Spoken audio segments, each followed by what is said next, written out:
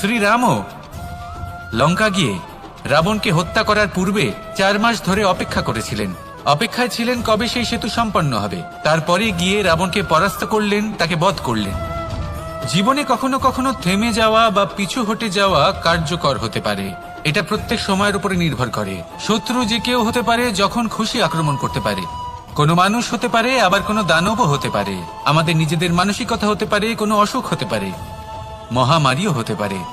সেক্ষেত্রে সেটাই করুন যেটা উচিত মনে হয়। দেখুন, প্রত্যেকবার নারায়ণ তো আপনাকে সাহায্য করতে আসবেন না। অনেক সময় মানুষকে নিজেকেই সেই বাধার সম্মুখীন হয়ে তাকে পরাস্ত করতে হয়। আর এমনিতেও কথায় আছে যে প্রত্যেক নরের মধ্যে নারায়ণ আছেন। তাই অন্তরের নারায়ণকে জাগ্রত করুন, আর যা সমস্যা আছে তাকে সমাপ্ত করে ফেলুন। তা সে যতই পিছু হটে করতে হোক না কেন।